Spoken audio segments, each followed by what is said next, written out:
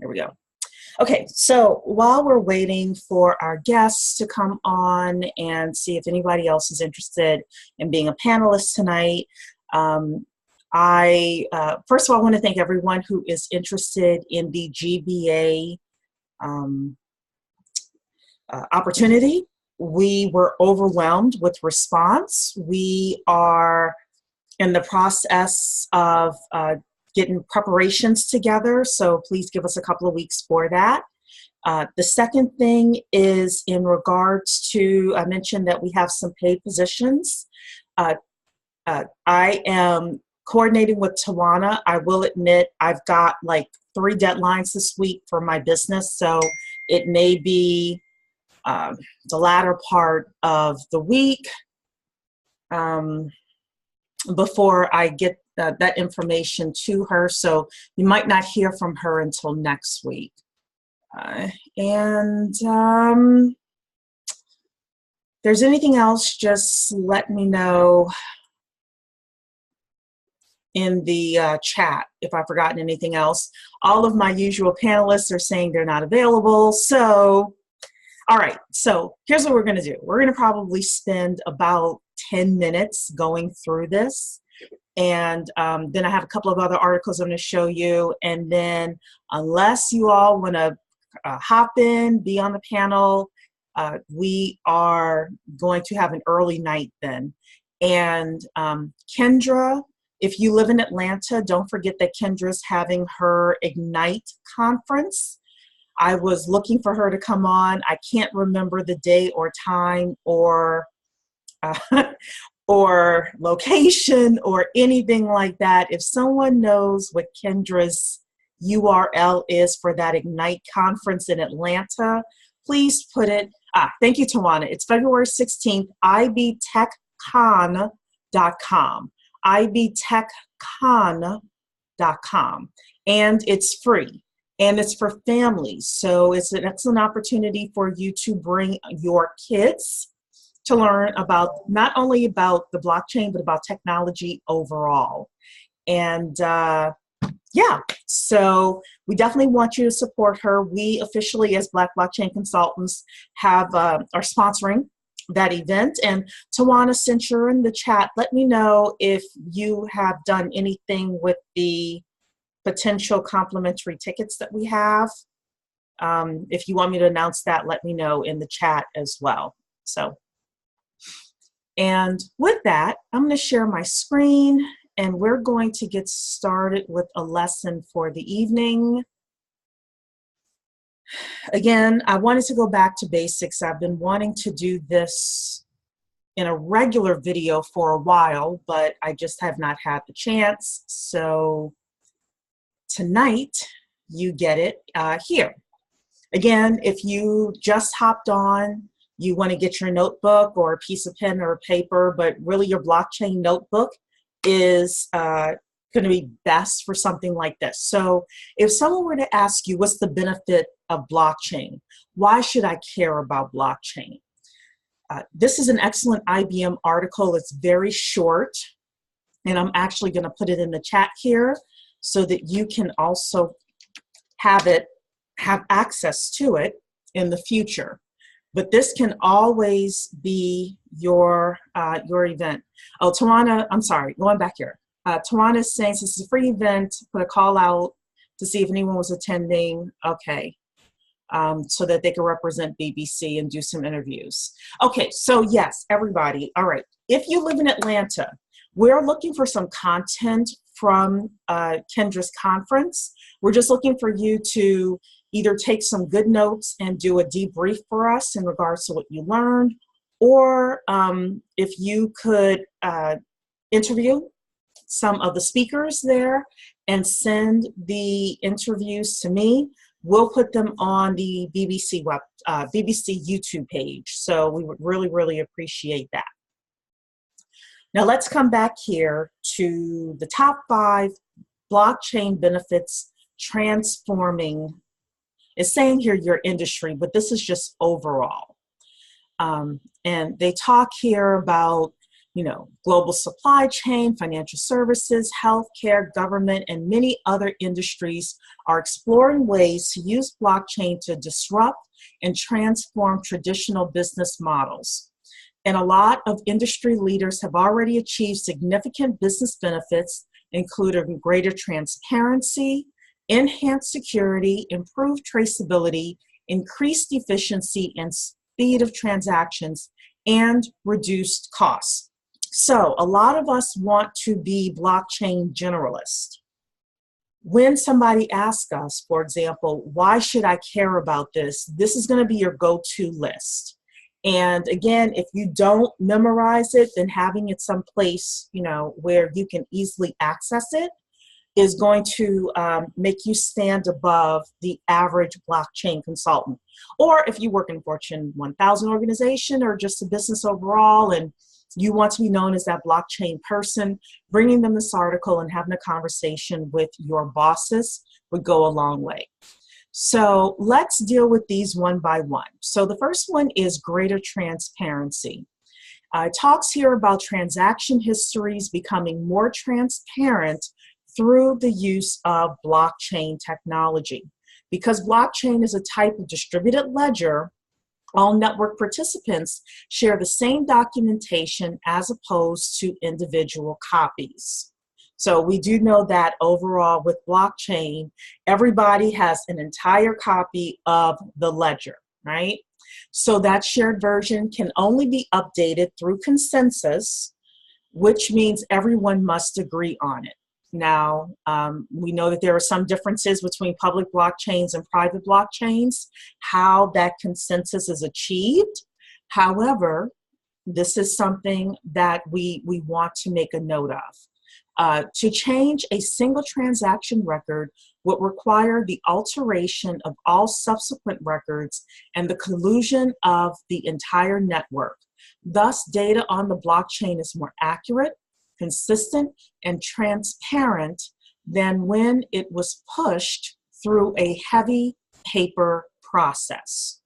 So in other words, if we're looking at a private blockchain, one of the things we can say is, there's a lot of opportunity for data manipulation in the old method of keeping up with databases. However, with the blockchain, depending on how our clients have it set up in terms of approval of information going with the blockchain, you would have to corrupt a lot more people in order to change the entire network. And the greater transparency could be with the C-level suite, or it could be with the public at large. So for example, let's take an insurance company. A lot of people don't trust insurance companies. I paid my premiums, and something happened, and nobody's responding to me in regards to where my policy stands or anything like that. So those could be some of the things that are worked on within greater transparency.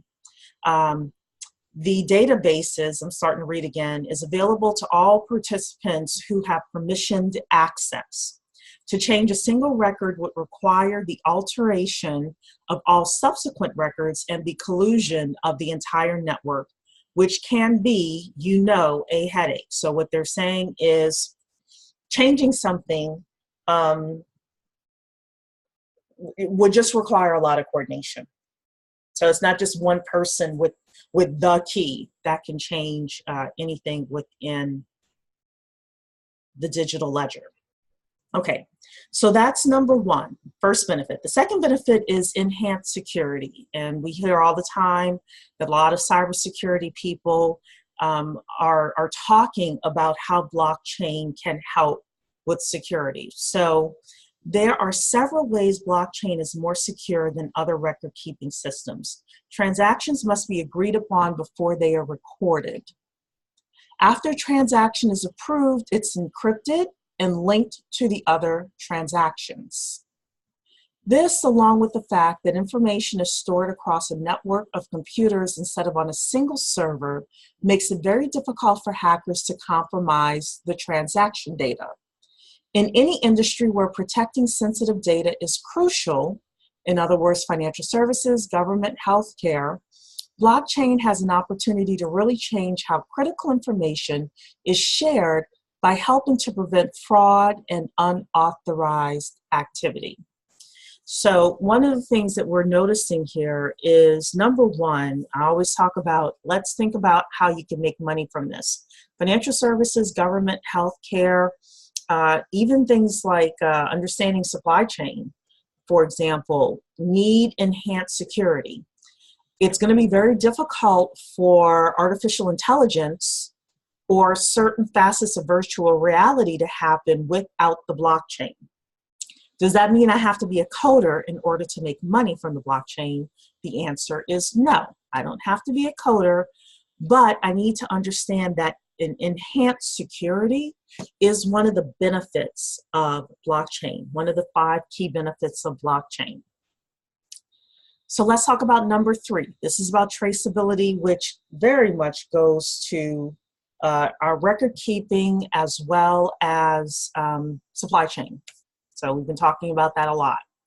If your company deals with products that are traded through a complex supply chain, you're familiar with how hard it can be to trace an item back to its origin. When exchanges of goods are recorded on the blockchain, you end up with an audit trail that shows where an asset came from and every stop it made on its journey. This historical transaction data can help to verify the authenticity of assets and prevent fraud. So talk about a lot of things within traceability. One of them is, we've been talking about Walmart that's requiring its leafy green suppliers to be on the blockchain by September 2019.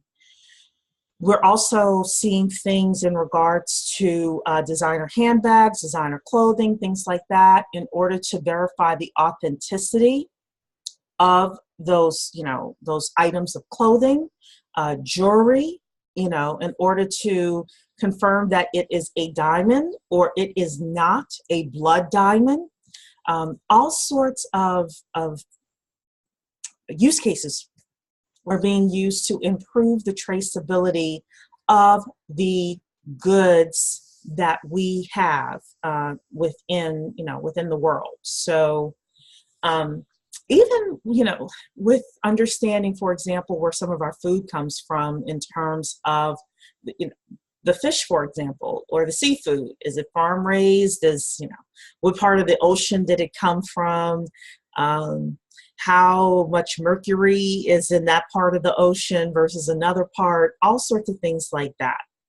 Again, there are ways to make money from this idea of being able to trace our goods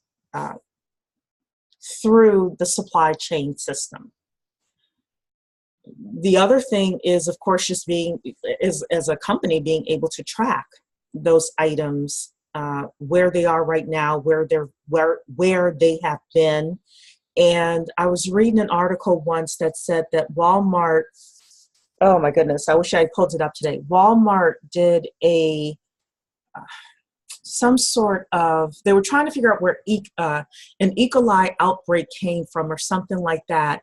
By their paper method, it took them a week, but when they used the blockchain, it took them like an hour or something like that. If someone remembers that, please put it in the chat. But we're starting off talking about Walmart, but you're going to have a lot of small and mid-sized businesses that are going to need to be able to do this as well, because they have staff members. So if you think, about a staff member where it's going to take them a week to find out, an issue, figure out an issue, or trace something back, and you're able to go to that consulting client and say, how much do you pay that person a year or a week? Let's say that they're paid $2,000 a week, right? And you say, look, I'm able to save your company $2,000 a week times however many times per year that you have that issue. Then you're all of a sudden making the case for the cost-benefit analysis of hiring you as a consultant. And that's one of the things I'm gonna promote our class that's forthcoming in March. That's one of the things when we start talking about how to select a blockchain platform and how to present that information to a prospect. One of the things we're going to talk about is that cost-benefit analysis. And these are the types of ways that you can present that cost-benefit analysis to people. Number 4 is increased speed and efficiency, the number 4 benefit of blockchain. So it says here, when you use traditional paper-heavy processes, trading anything is a time-consuming process that is prone to human error and often requires a third-party intermediary. By streamlining and automating these processes with the blockchain, transactions can be completed faster and more efficiently. Since record keeping is performed using a single digital ledger that is shared among participants, you don't have to reconcile multiple ledgers and you end up with less clutter. And when everyone has access to the same information, it becomes easier to trust each other without the need for numerous intermediaries. Thus, clearing and settlement can occur much quicker. In other words, ladies and gentlemen, we have talked about smart contracts before. You know what they are. Maureen Murat, who was at our conference in October, is selling us now that smart contracts are not smart. It depends on the coder. That's very true. However, I believe over time, you'll be able to code in your own smart contracts. And the need for a third-party intermediary, whether it's a bank or a title company or any of these intermediaries, are going to start to shift and change. So one of the things you may want to consider is becoming a smart contract consultant. And, working that as an angle in terms of making money, because you all know how I am about that. And thank you, Talisha and Tawana, for finding the Fortune article about the Walmart blockchain. And it was an E. coli salmonella outbreak, yes. And it was, the article was from September 2018, so really appreciate that. Tawana's saying here, a smart contract auditor is a good gig as well. Absolutely. So there are, I was going to at one point put together a list of 100 blockchain consulting companies anybody could start. I might still do that, but yes, absolutely. And then the final 5th benefit of blockchain are, of course, reduced costs. For most businesses, reducing cost is a priority. Not most businesses, all businesses. All businesses want to reduce cost. With blockchain, you don't see as many third parties or middlemen to make guarantees because it doesn't matter if you can trust your trading partner. Instead, you just have to trust the data on the blockchain. You also won't have to review so much documentation to complete a trade because everyone will have permissioned access to a single immutable version. So again, with reduction of costs, one of the things that I just brought up was you've got an employee or one of your clients has an employee and it takes them a week to find something in a database or doing, traces back.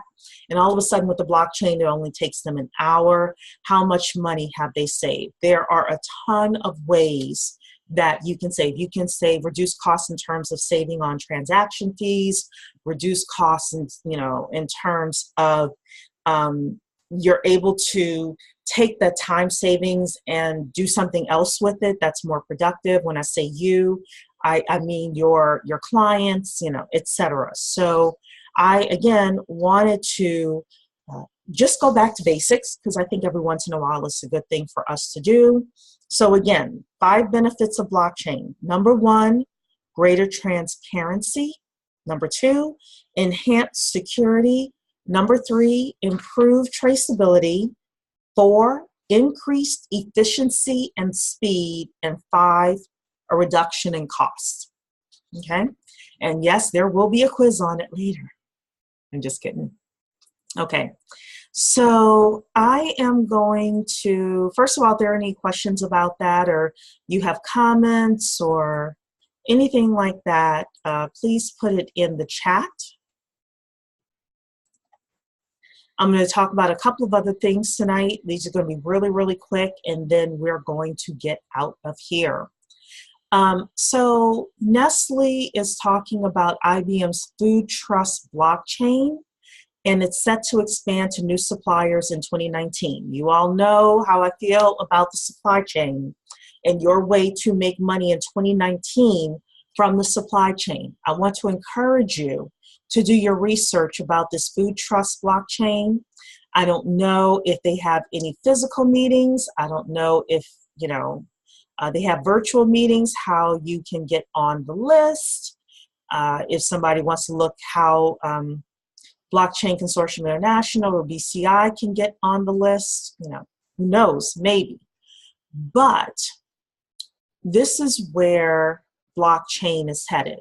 And if you're keeping up with what they're doing within blockchain, what IBM and Nestle and Walmart and Unilever is a company that sells like different soaps and things like that. It's like, it's another Procter & Gamble type of company. If you're paying attention, and if you're saying, yeah, I want to hang up my shingle in 2019 and I want to do something that's going to most likely bring in revenue in 2019, then you want to look at opportunities like this. So again, I'm going to show you here. It's IBM's Food Trust blockchain. IBM's Food Trust blockchain. But there will be supply chains for all sorts of products. And then the last thing I will show you is about blockchain being used in Uganda in the coffee supply chain. So again, sometimes we'll talk about things that's happening on the continent.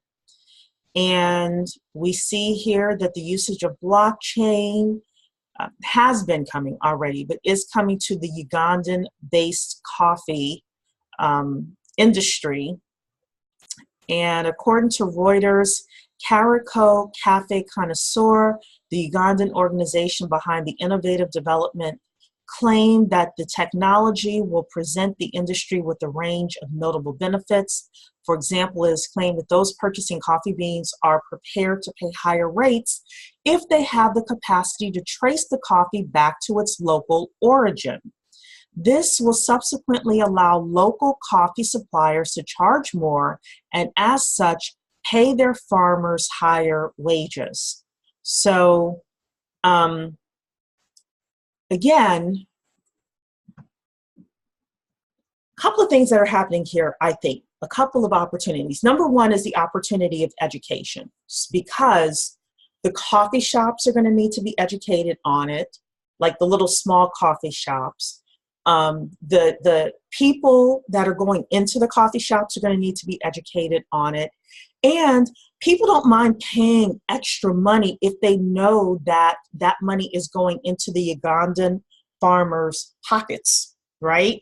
We don't want to spend additional money. Okay, I'll tell y'all.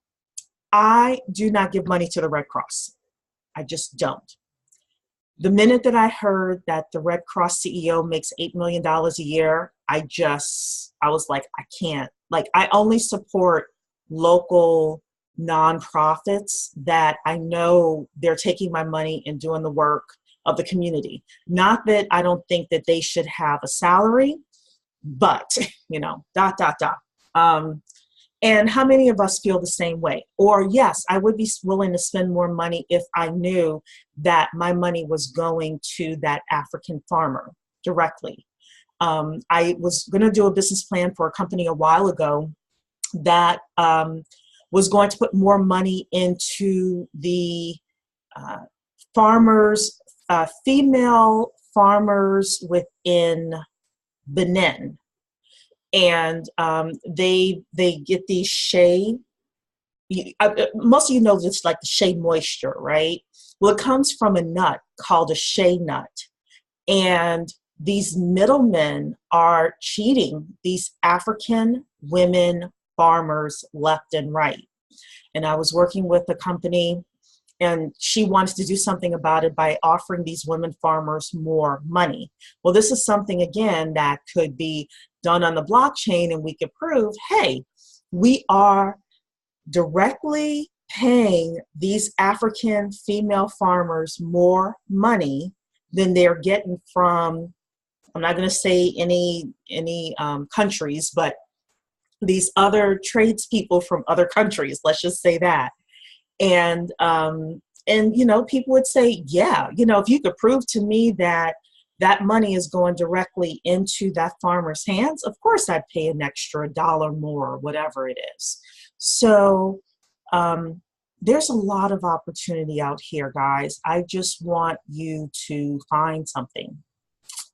Want you to find something that you know, you're passionate about, maybe an industry you know about, or maybe something you're willing to do research on. I would pretty much guarantee if you do about 60 hours worth of research on any topic within blockchain, you'll be at the top 1%. So, you know, maybe you take 2 months and you do 2 hours a night for 2 months. And at that point, you would be one of the leading experts in blockchain for that specific topic. So, and you could get consultation fees and rates worldwide. So, any questions before we break? I hope I can read this, Eric. It's saying, in regards to security, there are now bills being proposed that allow consumers to sue companies for data breaches. Blockchain's ability to secure data decentralized rather than keep data on a centralized database and identify if the data has been tampered with will lead to companies to adopt the technology. The first massive class action lawsuit will lead them to quickly look for a solution. You are right about that. And it's not just the big companies.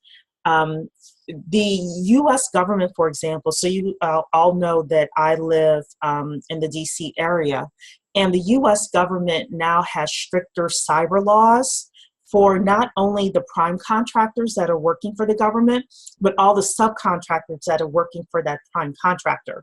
So I think a year and a half ago was when they set up those, you know, those stricter cyber laws. So it's not just big companies, everybody. It's smaller companies as well. If you've got a small mom and pop shop or something like that, and you know, they have the possibility of getting sued, or they see someone else in their, you know, their industry getting sued, and they want to all of a sudden protect themselves. Again, you may be that person that that assists them with that.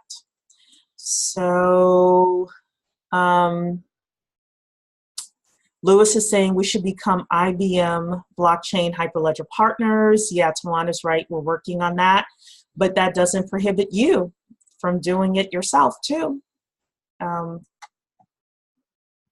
know, but yeah, we do have a division that's working on that. Anybody else have anything else? Dr. Keisha saying, thanks for the refresher. Education is speed. Oh, is the key, sorry. Visit blockchainstudies.tech for our blockchain courses. Yes, Dr. Keisha, promoting. Lewis is saying he already is. Okay, fantastic, Lewis. Let us know how that process is going for you getting your partnership. We're always interested in that. Kim is asking to please share your feelings about supply chain. I think there's about to be billions of dollars made on the supply chain and blockchain offering its benefits to the supply chain. We already see it with Walmart requiring its leafy green vendors to be on the blockchain by September 2019. As soon as that's successful, Safeway, Publix, Kroger, the rest of these guys are going to do it. They're not going to stop at leafy green vegetables. They're going to require all their produce vendors to do it. Then they're probably going to require all of their vendors to do it. We talked about the IBM supply chain just for food, but you know, supply chain is bigger than food. It's the blood diamond issue. It's all of the farming issues across the globe. It's the seafood that we're eating. It's, you know, the handbags that we're buying if you buy designer stuff in the counterfeit arena. Everything is about to get impacted. So if you decide, I always suggest to people to pick major. If you decide, if you're looking for a major, then consider supply chain and definitely study it. But I think a lot of money can be made. Now, again, that goes back to blockchain, Center for Blockchain Studies, which Dr. Keisha said it's blockchainstudies.tech, because part of it is knowing about the blockchain and what we talked about tonight. The other part of it is understanding the business of blockchain, the business of marketing yourself, of converting prospects into customers, serving those customers, you know, et cetera, et cetera. You got to have all of that. So last month we had our 6-figure blockchain consultant class. You can still get that at any time. This month we have our 8-figure blockchain business class. And what's really different about that class is we talk about how do you, the mindset of building an 8-figure business. Session 2 was about hiring people, and Tawana did a really great job of that. And then session 3 is going to be Audrey Taylor talking about her being a community manager and actually marketing BBC for us and BCI for us, and some of the things we want to look out for as we're bringing on a marketing person to help propel that vision forward. And I push Audrey every day. I'm like, these are the numbers we are trying to hit. And everything that we do, everything proposal that she gives to Tawana and Dr. Keisha and I is, okay, here's how we're going to hit those numbers. And then I say, okay, so we need to, you know, we need to start now, start faster. So I'm sure all of that will come through in her presentation. Any other comments or concerns or anything like that before we go? Okay. Again, if you're in Atlanta, please don't forget to support Kendra Amariam. She is having her event on February 16th, and the website is ibtechcon.com. It is free. Free event for you and your kids, grandkids, family. ibtechcon.com. Okay. All righty then, everybody. Well, I'm going to give you 20 minutes of your life back tonight. Thank you so much for being on, and I will speak with all of you soon. Take care.